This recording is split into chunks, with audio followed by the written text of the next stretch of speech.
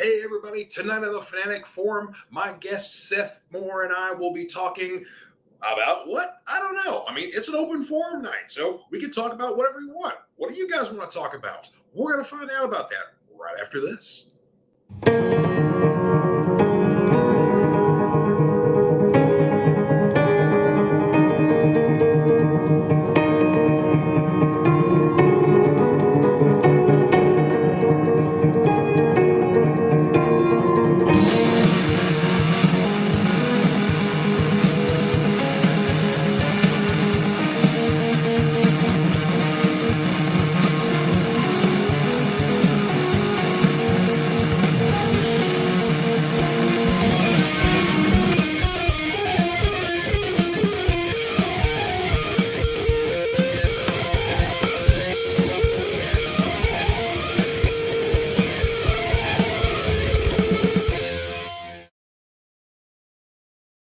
Hey everybody, happy Friday and welcome to the Fanatic Forum. I'm your Fanatic and host, George Bueller, and tonight we have no plan. That's right, we're going to take the old Leonard Snart handbook there, and you make a plan, you expect the plan to fail, the plan does fail, you make a new plan, and something like that. I don't know, I'm not a good quoter. Anyway, so my guest Seth Moore and I are my junior Fanatic. We'll be talking about whatever we want. So let's bring off the said junior fanatic himself here. Seth Moore, come on down, sir. Hi. Good to see you, man. How you doing? Glad to be back. Thank you for having me again. I was like, wow, that almost came out really bad. Yes, but okay. Yeah. But good having you on here, sir. Good Thank you for having me back. I always enjoy it.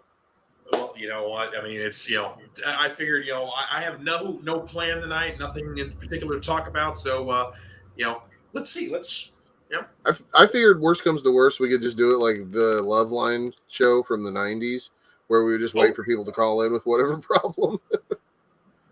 Well, we've already got comments already here because our buddies on the Cereal Box Network saying, hello there, Fanatics. Good to see y'all. What's up? Yeah, and we've got some comic book recommendations. Of course, we're going to be doing here in just a second. But yeah, I mean, there's some things that have actually popped up newsworthy, so we can talk about that. And, some new cool streaming stuff's going on right now, none of which we've seen, but of course, they just premiered today. So, I mean, we can still have opinions about it. That's right. All kinds of people make opinions about things that they've never seen or experienced, but they have an opinion about it. Exactly. Oh, and we love those people. Yeah.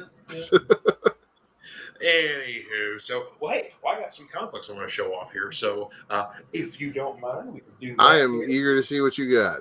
All right, we'll start with the indies here. So got some cool stuff here. A couple of number ones here from AWA. This book's called Sacrament. Pete Milligan doing this one here. If you loved his X Factor run, yeah.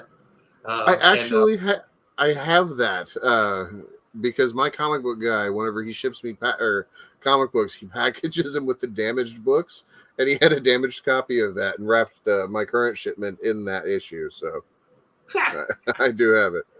Yeah, this is really cool. Great art in here. So, yeah, very cool stuff. But the whole premise is it is basically $29.99. We have, as they say in the book, escaped Earth. So we've ventured out into the cosmos. And in a way, we've taken religion with us, but it's not welcome everywhere. So it's almost kind of like being, a Christian or having that Christian faith or whatnot is kind of like an outlaw once again, and so it's dealing a little bit with that, but it's also dealing with the fact that, yes, while maybe religion has also gone out in the cosmos, we haven't left our demons on Earth either. And so it's very much hardcore kind of sci-fi, but then take in like The Exorcist, put in there. And our lead character is a priest who is basically severely lacking in faith. So, and it's really cool because they, Peter Milligan kind of, parses down like if you have a belief system in any kind of religion or whatever else, it's actually a certain part of your brain that registers that, and that can be removed, and suddenly, hey, guess what? You don't have any you don't have religion anymore. So Right. it's a very interesting premise, great art, and of course, if you're a horror fan, they definitely go within the demon kind of stuff, though it's a little subtle at first. So yeah, it's worth a look for a second issue there. So Nice. another number one here, this one from Image, Golden Rage. I've been waiting for this one to come out. The premise on this one is basically there is an island where women of a certain age are being sent, and they have to basically learn to survive. It's kind of like it's literally Golden Girls meets Lord of the Flies. I was imagining Battle Royale, but yeah, a little Battle Royale in there too. Yeah, Christy Williams, the writer on it. Lauren Knight does the art. But yeah, let's see. Yeah, so some very cool art here. So a little reminiscent of, it kind of reminds me a little bit of like Charles Mooneyham a little bit, or right on, yeah. Yeah, there's a few people it reminds me of, but yeah. But so far so good. Basically, our lead character is, seems to be younger than everyone else on the island, but somehow she's on the island. Oh, excuse you. Sorry. She's on the island, and it's kind of like what's going on here. So she's kind of been taken under the wing and whatnot. So yeah, there's interesting stuff there going on. Another one from Image. This is issue 3 of The Closet from James Tinian, and this is a really cool book here. I was going to say that cover is creepy as all get out. Yeah, I know. Great stuff here. Let's see. Gavin Fullerton does the art. So, yeah, great stuff here. But this one's basically young boy is terrorized by a closet monster, and his parents are going through some turbulent times as well, and they decide they're going to be moving cross country. So like I think they lived in California, and they're moving to the East Coast, and basically everybody's like, oh, well, we're moving. You don't have to worry about that closet monster. Well, the monster came with them. So, But it's kind of, is the monster real, or is the monster an allegory for the child dealing with the trauma of his parents, dealing with it's some interesting parallels there. But there's still some very good horror elements, but you're not entirely sure, is this all real, or is it in the child's head, or what's going on? So, interesting. I don't know. Yeah, very cool stuff here. From Marvel, I got another trio here. A facsimile reprint of Tales of Suspense number 57. The very first appearance of Hawkeye. Well. Yeah. I always like those. Oh, yeah, go ahead. I'm sorry. No. I was going to say, I just always like those versions of the books that they were just reprinted them to pretty much exactly as how they were. Yeah, and this is cool because, of course, like they have, you can get your genuine shark tooth for only $1.75, or you could sell grit. Grit is a product. Yes. Well, actually, grit was a newspaper. Oh. Yeah. Wow, it was a newspaper you could sell, and if you sold enough subscriptions and made your money back, you can earn prizes and all kinds of stuff. So. Yeah, the one that I really remember was the Captain or Captain A or whatever, and he had like his, all the pictures, tiny pictures of the prizes that you could win, and it was like a bike and a Nintendo and a boombox and a makeup kit, or versus however much crap you sold to your neighbors. Never knew of anyone that actually did any of that stuff, but yeah, I had a paper route for an actual newspaper in New Albany, so I did that for about a year and a half. So that was my first job, and that helped fund a lot of cool stuff. So, well, yeah. Cereal Box Network's got a couple of comic recommendations for us as well here, saying Nick's Champion of Shazam was a good read. All right. So, yeah, and also Moon Knight 14 was captivating, and I agree.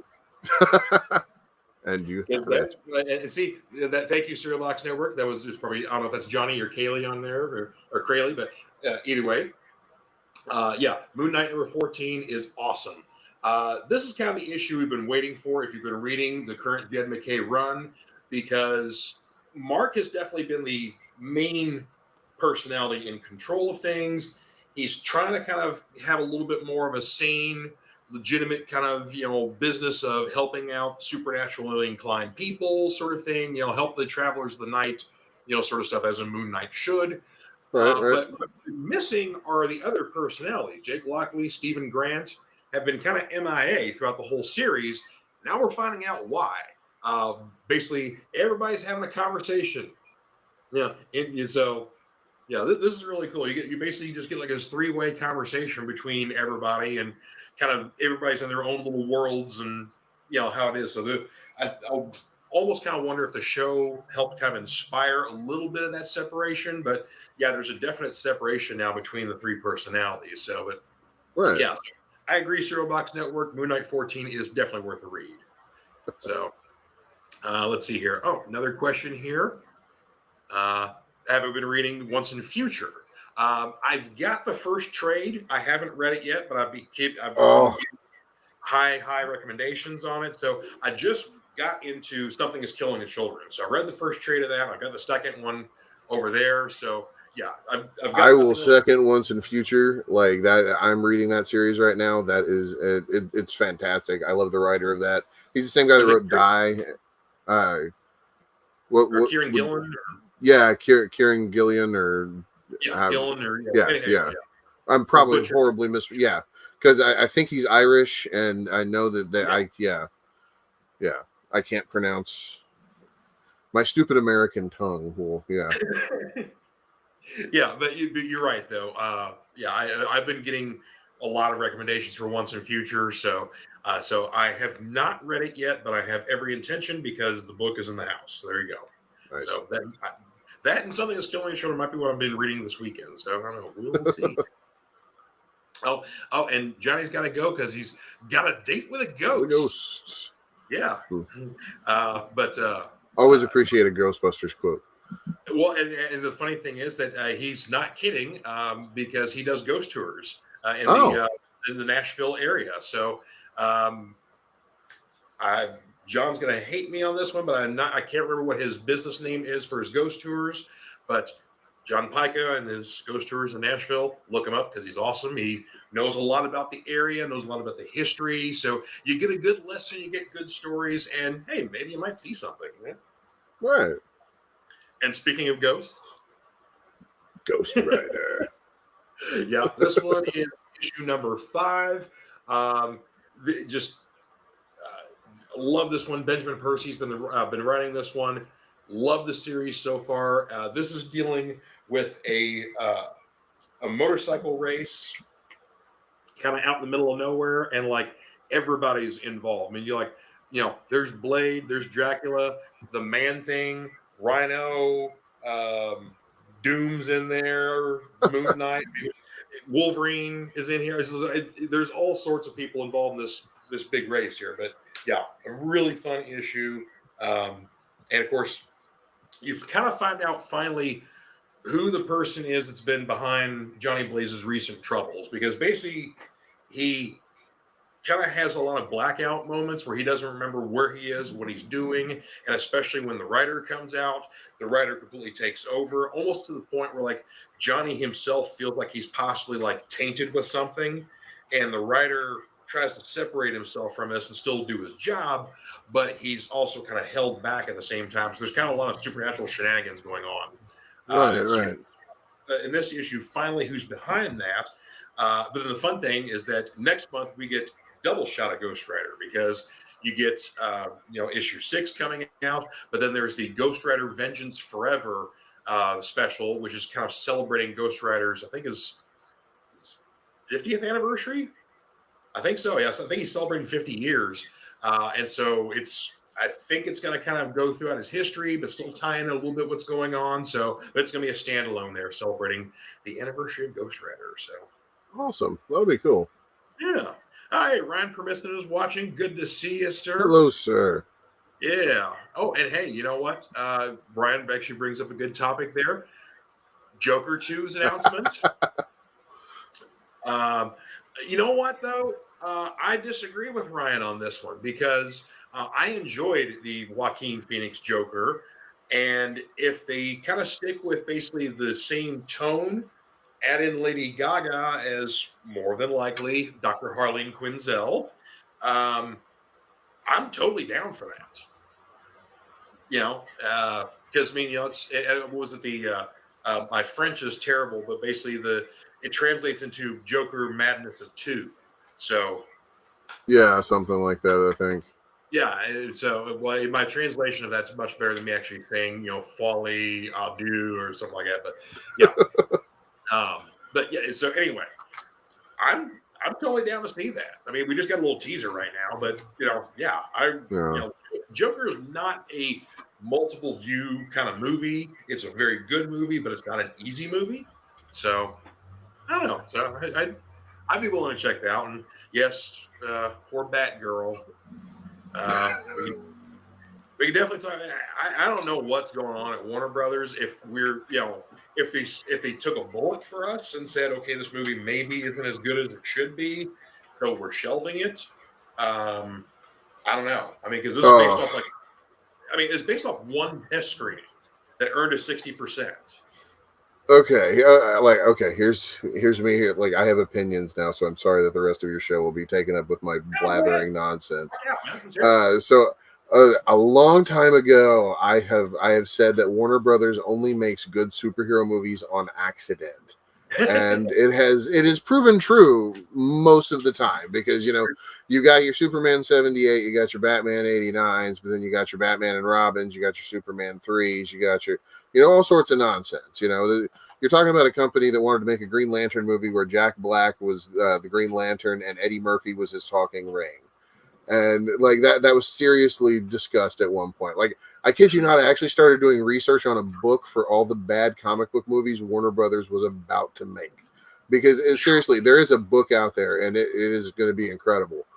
Oh yeah. But just because Warner Brothers, they they can do Batman just fine. Like, Yeah. they've kind of can do Superman to an extent because they basically just retread the same formula they've done. Once you get out of that, then Warner Brothers is, they're flailing around with something. They happen to have, like, the second Suicide Squad was a hit, versus what the first movie was, and I didn't even think the first movie was that bad, to be honest. Like, it was, as far as Warner Brothers DC movies is concerned, it's in the top, the top third easily. Yeah. I would say the James Gunn Suicide Squad kills the first one, though. I think Yeah, by far. I mean, it's a much better movie. I'd be hella interested to see the Ayer cut, or to at least read the script of what the original Suicide Squad movie was. Yeah, But yeah, but and now Warner Brothers, though, to their credit, in times past, they have gone back and given directors the opportunity to give more of their vision, like they did it with Superman 2 with Richard Donner. They did it with the Snyder cut. right. That whole deal. It's we're gonna see this Batgirl movie at some point. Number one. Number two, it's gonna be it can't be as bad as some of the other stuff that they have released.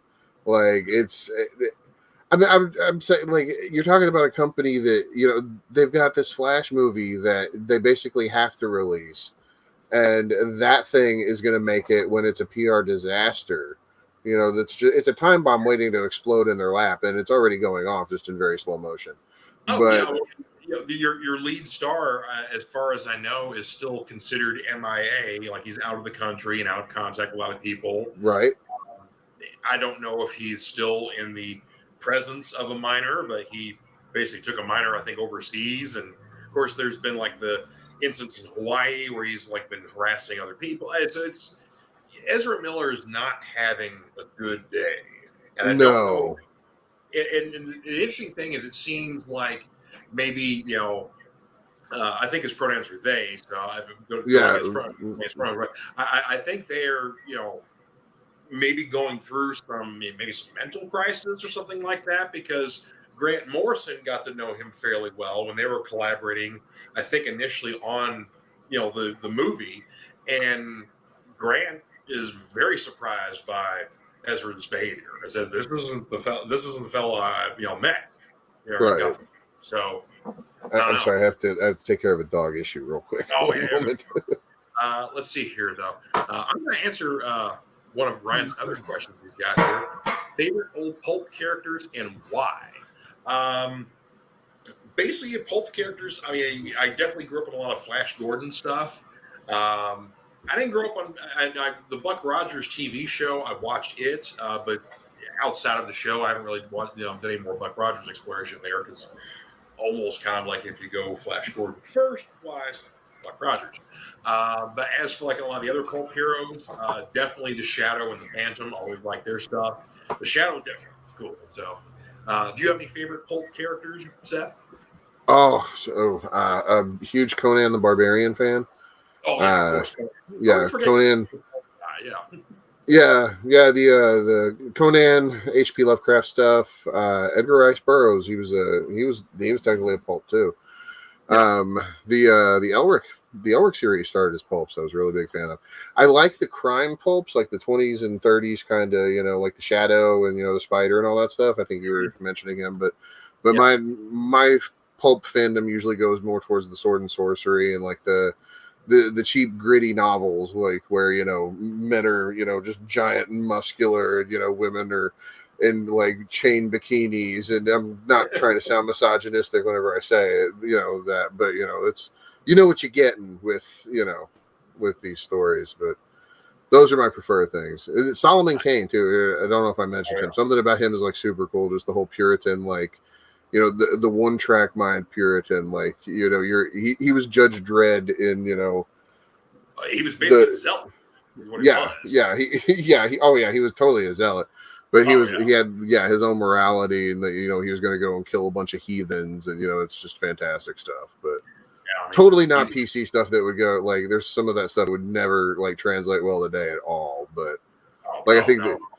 Yeah, I can't. There's one Solomon Kane story where it's Solomon Kane, and he's like going with this Protestant Christian ideology, and then he meets a Muslim, and they have this giant battle, and they're basically insulting each other in the most racist ways possible, while they're fighting about whose God is truer. Yeah. Oh wow. Yeah, and I've always I've definitely said, especially with the Conan stuff, Robert E. Howard almost kind of like was a bit of a feminist before there was a feminist, because in all of his stories, you would have multiple types of women. You would either have like the damsel in distress that was basically completely useless, maybe wasn't that good of nice of a person, like he was annoyed by her, but he still helped her out. Right. Hey, Moxley. Sorry. Oh, you're on. My cats pop up on here every now and then. So, and defer maybe the Fanatic. Okay. But then you would have like the other types of women where he would be like they were the damsel in distress, but then all of a sudden they could like fend for themselves, and then he used them, like, oh well, you're a partner now. Okay, we'll go get out of here together. But then you also have the women like Sonia and Belit and Valeria, which these are women he sees as his equals. Or even Belit, almost like maybe she's up here. Yeah, above him. Yeah. Yeah, I mean, the only woman he ever loved, the Pirate of the Black Coast. Yeah, it was such a good story too. I know. Yeah.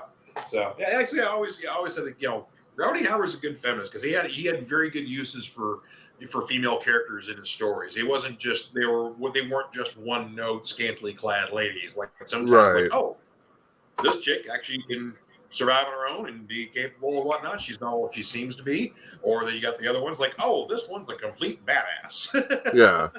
Yeah, I think where that really starts to come in, like where people start to get that idea was from the movies and like even the comic books originally.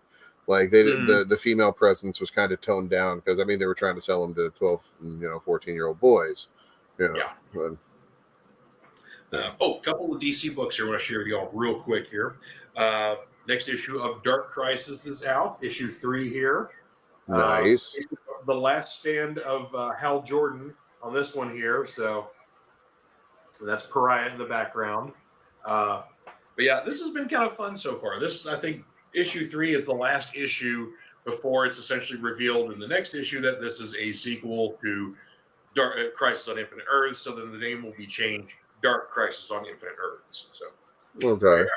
If you've been reading the current Beyond the White Knight Batman series, they've now got a spin-off based on Red Hood. Oh man, I I'm think so far behind on that. I need to catch up. this is the third series in the White Knight series. So basically, now they've introduced the Batman Beyond the Terry McGinnis character into this universe. Okay.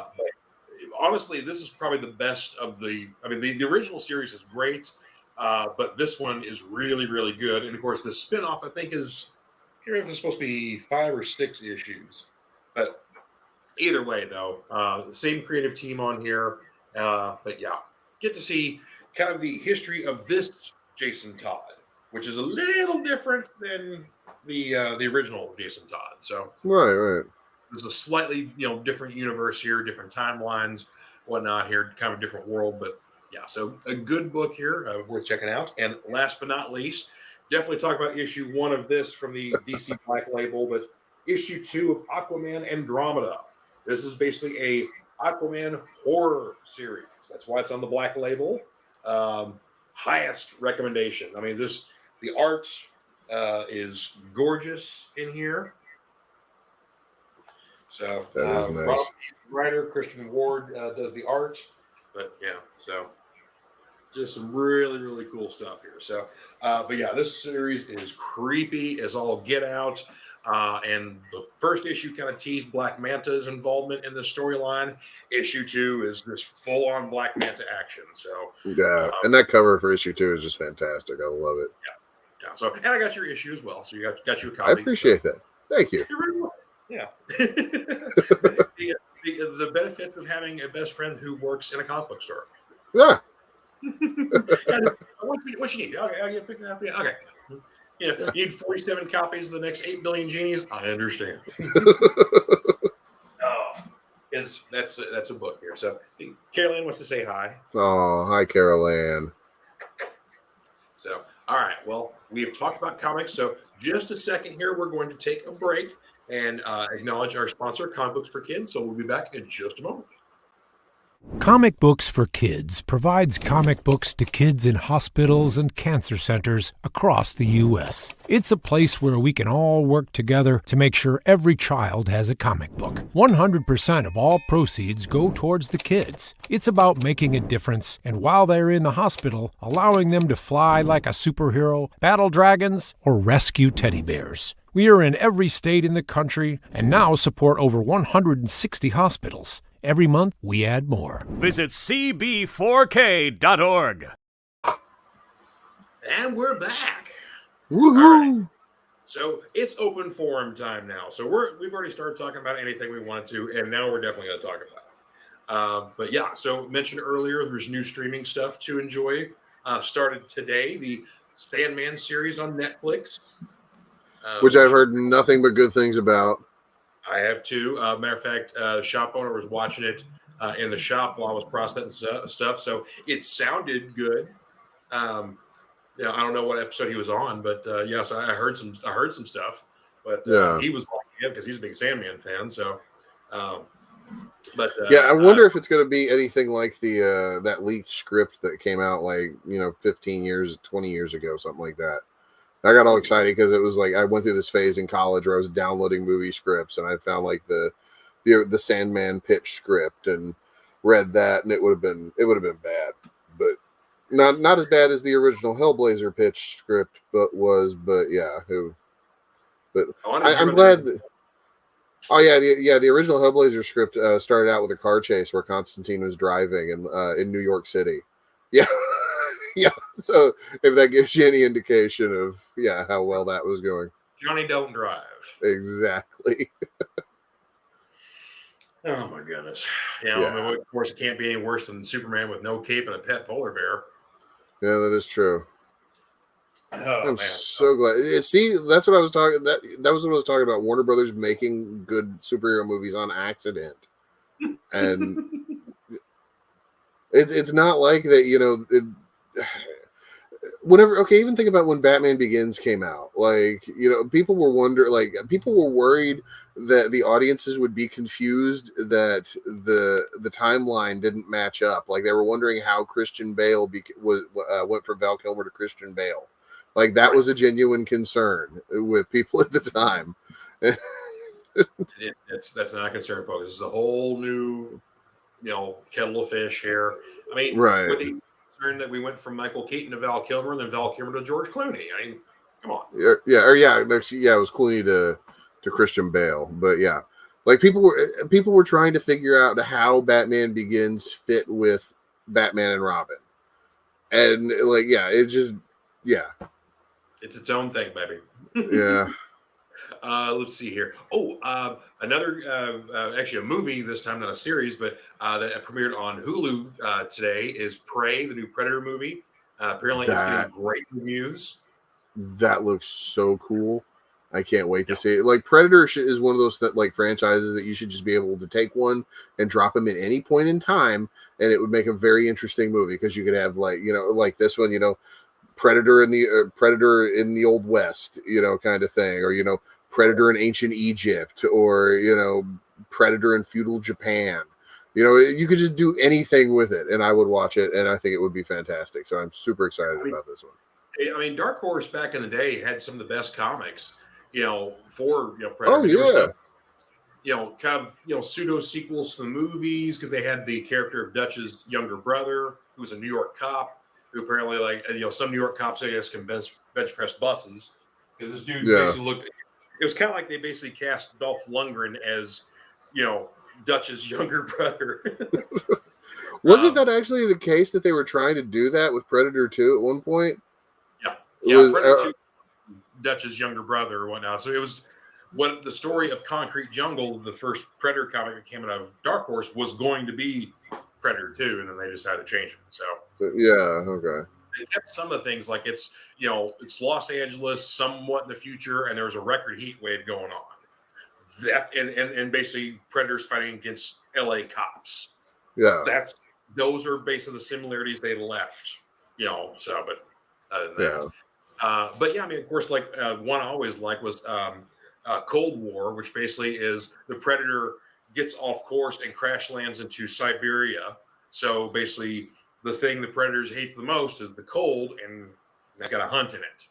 Yeah. Oh, that would be awesome. Yeah. So so it's I'm with you. You can stick a Predator in any period, any setting or whatever else, and you can probably get a decent story out of it, as long as you kind of just follow the rules, and there you go. Right. And to be truthful, like, I didn't even hate the Robert Rodriguez produced one, Predators. I think that was the one. I love that one. Yeah, I thought that was fantastic. I thought it was a great idea too. It's like, just this Predator game preserve planet. Like, that's a simple idea that writes itself too. It's probably my favorite sequel. If you take that one, Predator 2, and the Predator that came out a few years ago, Predator is probably my favorite sequel. Just because it feels a lot more, like Predator 2 was fun, but there was almost a little too much comedy in there. Yeah. I think that's what took it. Because I like Danny Glover, I like Gary Busey, so I like all the actors that are in the movie. It just I think it's a little too silly. So I don't know. Yeah, there was some stuff that just always struck me as weird as a kid. Like, whenever they're checking out the spearhead, and the lady analyzing, it's like, it has almost no weight, and it was like, what does that even mean? Like, that was the stuff that would just stick in my head, like with dumb lines that didn't make sense in the movie. Then, like, that was my hang-ups with it. And yeah, we couldn't just understand that this metal doesn't pop up on any known metals on this planet. Yeah, you just could have did that. Or even just say, oh wow, that's oddly balanced too, or right, yeah. No, it's like, it has almost no weight, so it's like, why is it even staying in my hand and not just bouncing everywhere? Because it has no weight.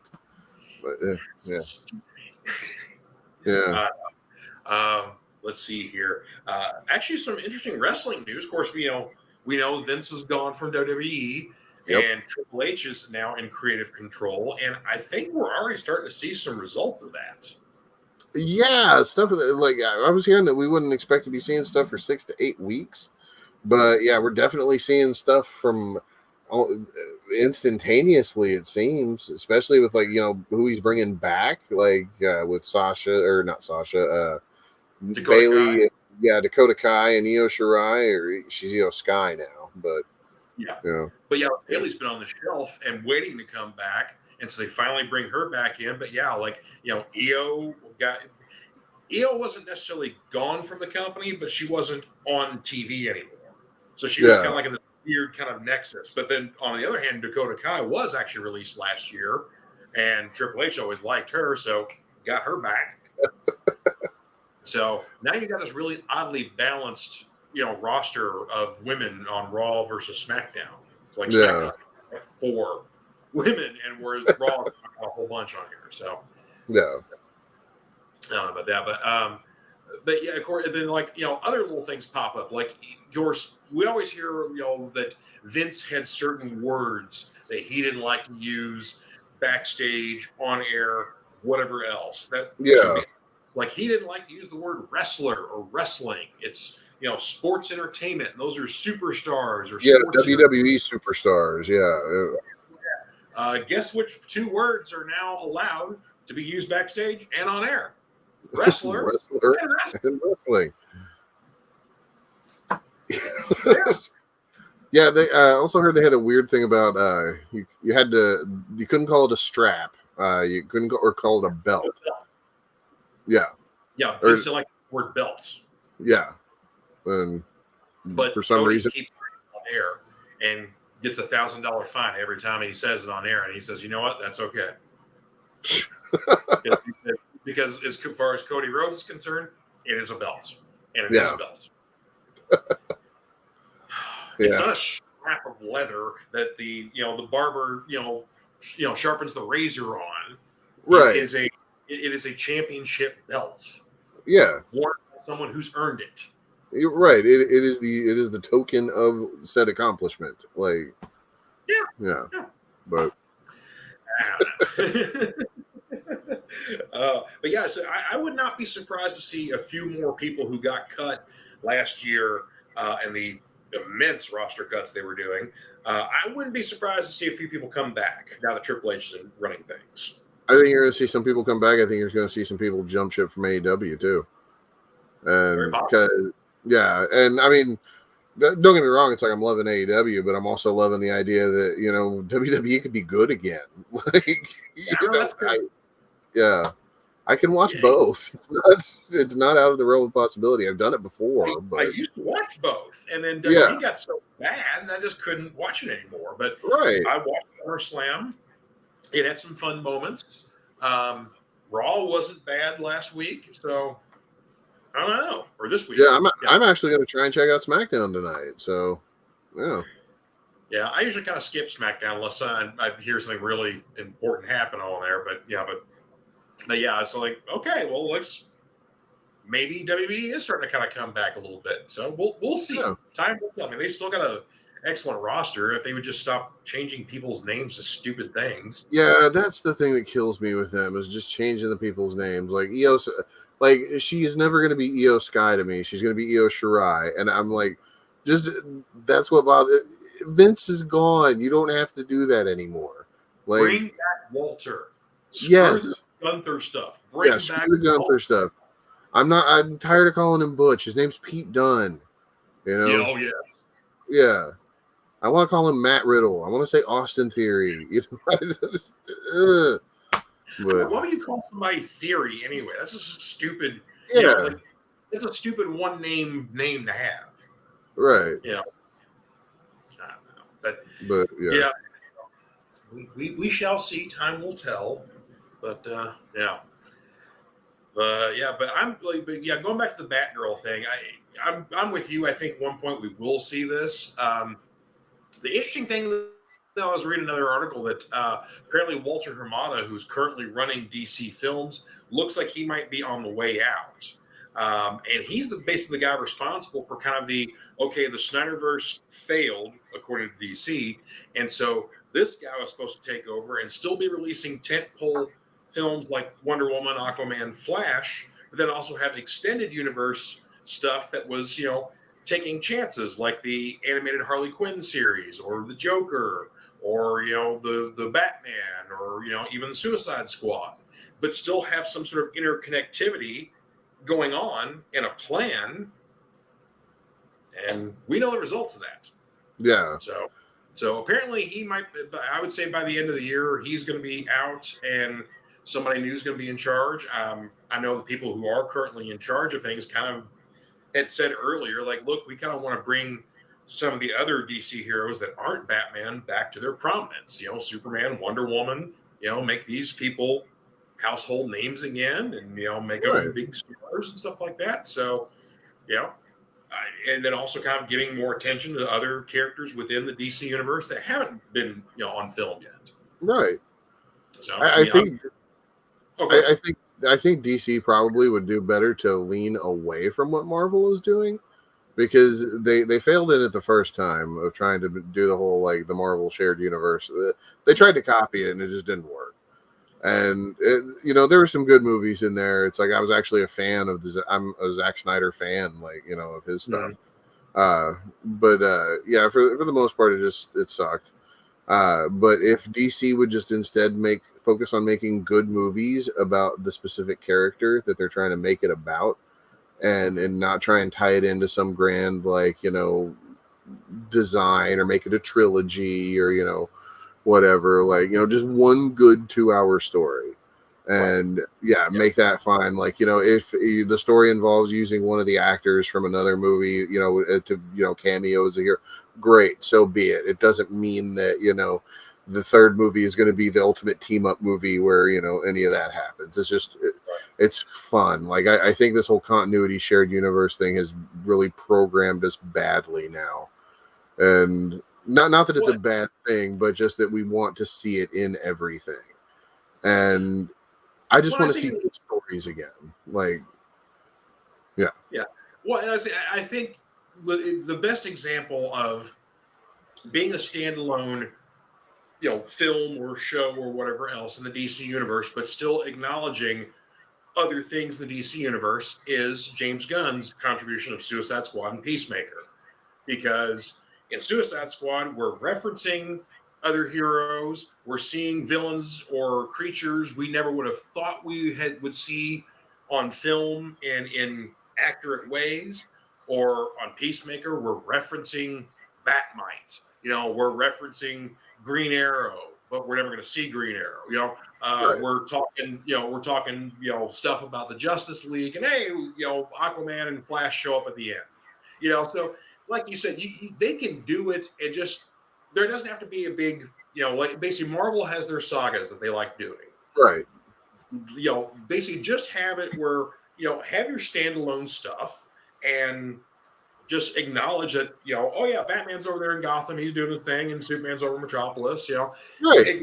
Those guys. But yeah, you don't have to have a big, overarching storyline, right. Unless you adapt a Crisis on Infinite Earths, or a Blackest Night, or right, yeah, or something, Right, yeah. Just don't make it there's ways to even do that stuff where you could do those event movies, but not have them tied into a larger continuity.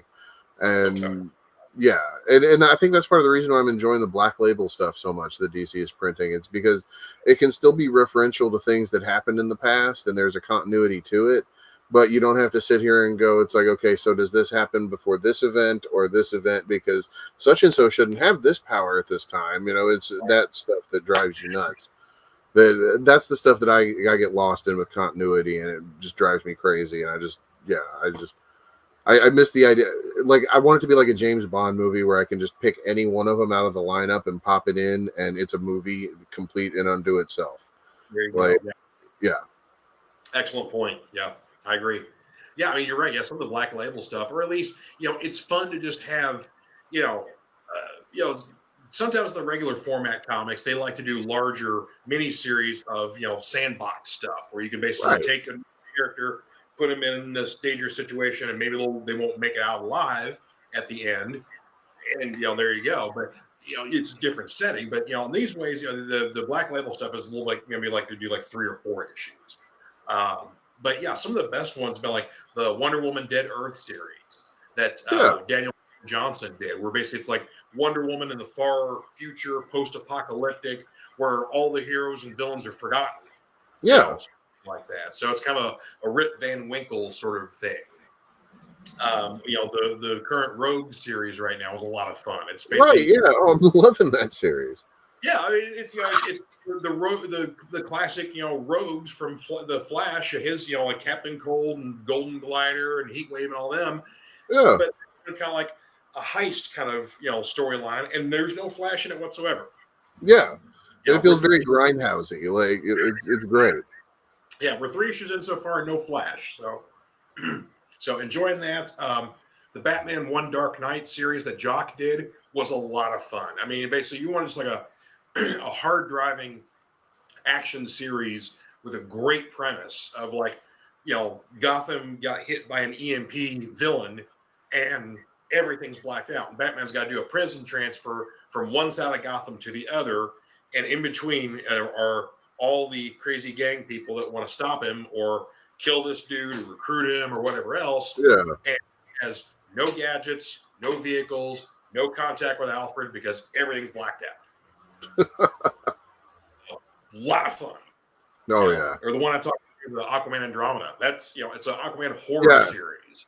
Yeah, that book's blowing my mind. Like, I've never expected to be into an underwater, like an Aquaman horror story. Never expected to be.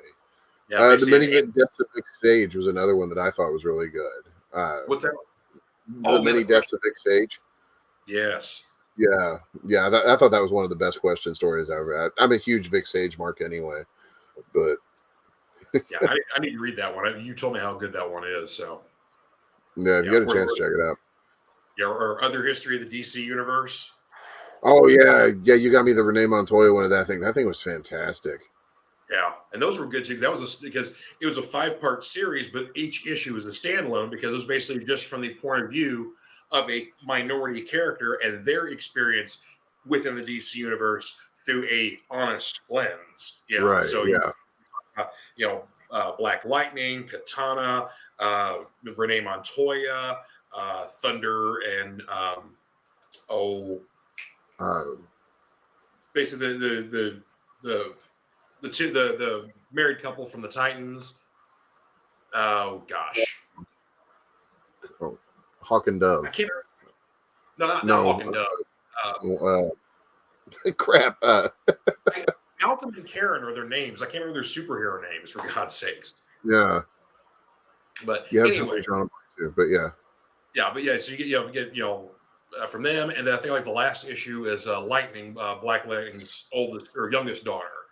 So you get a issue from her perspective. So yeah, just really, really cool stuff there. So yeah, I think if DC takes a page from that, and maybe we see more movies, like Joker or like Batman, where we basically take a more adult approach to our known heroes, maybe a little more closer to R-rated sort of stuff that DC really hasn't gone into. Or just odd settings. Like they keep saying they want to do a new Superman movie, and Henry Cavill wants to come back. That's cool. I wouldn't mind seeing that. The further story. I also wouldn't mind seeing a Superman story with Calvin Johnson in it. The Earth 23 Superman. The Black Superman. That'd be pretty cool too. So yeah. There's a lot of possibility, and I think I'm hoping that DC kind of really gets serious about their film stuff there, because that's really they've just been hurting for years, and like you said, on occasion we get an accidental good movie. Yeah. Yeah, but in the Batgirl movie itself, like I didn't even know that this movie was existing until I heard that it was canceled. And that's not to say anything. I'm just not as good at following movie news as what I used to be. But so hearing some of the stuff, like hearing Brendan Fraser was supposed to be Firefly, like I thought that would be pretty cool, because I mean he's great in Doom Patrol, but just to see him, as a villainous version of Batman that's for hire. Or wait, was that Killer Moth? That's Killer Moth. Firefly is basically a pyromaniac. Okay, yeah. He's basically similar to Heatwave, but he's in a flying suit. Okay. So he flies around and as the flamethrower, but also as a firebug and stuff like that. So, Gotcha. Okay. yeah, which is really weird. DC would have two tech-oriented fire-based villains. Yeah. There you go. You know, but Heatwave just has a gun, whereas Firefly's got a whole get up. You know, he's got a suit and weaponry and all that kind of thing. But yeah, I've been following the production of this one for a while because originally this was going to be a series for HBO Max. Then they just said, no, we're going to make it a movie. Okay. No, we're going to release it theatrically. Oh, okay. I guess that means it's good. And then okay, we cast I can't remember the actress, Leslie Javica, I think was her name. Cast her as Barbara Gordon. Suit looked pretty accurate and cool. And then J.K. Simmons is coming back as Commissioner Gordon. Wait, that's Snyderverse. And then, wait, Michael Keaton is reprising his role as Batman? What the heck? Where does this movie take place? Yeah. And is it we have a Michael Keaton Batman? Is it because of the events of the upcoming Flash movie where he also appears as Batman? Right. So there's a lot of confusion of kind of, from the fans paying attention to this sort of stuff here. But then they're like, oh, well, no, we're going to go ahead and kill it entirely. Like, so, and what strikes me is it because basically we would have to explain why Michael Keaton is Batman again? Or why, of course, the whole idea with that is basically like he's been Batman for a while, and Barbara Gordon comes in and without any training decides she wants to do it, can do it better, and it's kind of like a legacy handoff sort of thing. Like suppose like the ending of the movie is like the two of them kind of like jumping off a building together, so that Batman's accepted her as a an equal partner sort of thing like that. So, yeah, and I heard there was also something too where they wanted to basically write Batman as a male out and leave it with Batgirl, and then have Superman transition in the Supergirl movie or whatever, which now the Supergirl movie is in question or something along this line. Why isn't Supergirl in the Flash movie? Like they only have a Supergirl. I have no idea who is in this Flash movie anymore at this point. I keep hearing, like, you could tell me that Paste Pot Pete is in there and he's a B-level Marvel guy, and I'd be like, wow, cool, they got him. Yeah. Yeah, I see. Yeah, so there's definitely some confusion going on of what's to come for some of this DC stuff. So yeah, so I don't know, but yeah, I could have swore there's another Supergirl actress that was cast. Pretty sure she's going to be in Flash, so I'm not 100% sure on that one. So, I have no knowledge on that one. And then, of course, the recent reports that apparently Ben Affleck is reprising his role as Batman to be in Aquaman 2. Yeah, that I had heard. So, is the Snyderverse back? I mean, yeah, one would think. Which if you use it as a foundation, that's cool. And, I mean, you don't have to follow plot points with it or anything. But also, too, I keep thinking we're going to see this Batgirl movie because it doesn't make sense for them to not release it. And this is just great marketing for it anyway. Even if it is awful at this point, people are going to watch it just to see if it's bad. Yeah. I mean, one review I did read basically was, the person was saying that it's like a mediocre television episode. So it didn't feel like a big movie. It felt like something that was on like on the CW with a bigger budget. So they just watched the Birds of Prey series from a couple of years, 20 years ago now. That Dina Meyer was in. Yeah. Oh gosh, that was so awful. I even had the Valley Girl eye roll. That was so awful. Talking about Birds of Prey. You really did. Yeah. That was very well executed. Thank you. But yes, I'm really curious to see where things will go from here. They definitely need to get their act together. They need somebody. They need a Kevin Feige or a Dave Filoni. I've said this before. They need a show that's kind of overseeing all the stuff, even if they are doing a shared universe stuff, or leading to a big event. I would still love to see. I mean, where the Snyderverse was headed with their, basically ultimate conclusion with Darkseid. Right. I would still love to see that because the Snyder Cut got me interested in that again. But I don't know. Yeah. Time will certainly tell. But yeah, so it is a crazy little mixed up world out there. Yeah, it is indeed. even in the geek stuff there. Right. Well, sir, I think we're going to wrap it up here because I think we've kind of run the gamut of stuff we were going to talk about here. I do believe you're correct, sir. I think Even though that's we the didn't case. have a plan, but we somehow formed a plan in the air. So I mean, this is what we do. Like, you just kind of give us an open forum, and we can fill up almost an hour or so. This is what we used to do in the TV studio, and Joe would just get so mad at us because it's like you're at 45 minutes now, and it was supposed to be half an hour. I know, but I get other people like, "Oh man, I'm so impressed you guys got to go that long and whatnot." I was like, "Yeah, Joe didn't like it." Yeah. It was he was just trying to keep us, our content engaging and whatnot instead of just Right. stuff. But you know what? I mean, where we can have cheers and that stuff. Right, exactly. All right, man. Well, thank you again for joining me here on the forum this week. Always a pleasure. Thank you again for having me. Of course, man. So, well, you folks out there in Fanatic Land, have yourself a good weekend. Go watch some stuff. I want to hear what you guys think about Prey, Sandman, whatever else you guys are watching out there. Oh, I finally got to see Everything Everywhere All at Once. Amazing movie. I keep hearing good things about that. I'm going to have to check it out. 5 stars, 10 out of 10, highest recommendation. It is a perfect movie. I mean, the multiverse stuff is original in how it's done in their approach.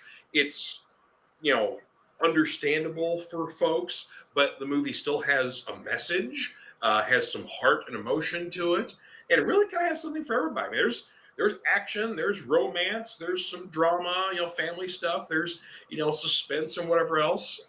And if you've kind of forgot how awesome of a kung fu artist Michelle Yeoh is, like maybe the last time you saw her with Rich Asians, or you forgot that 20 some odd years ago she was in Crouching Tiger and was part of Jackie Chan's stunt team and all that kind of stuff back in the day. Super Cop. Yeah, she reminds you of how badass she is.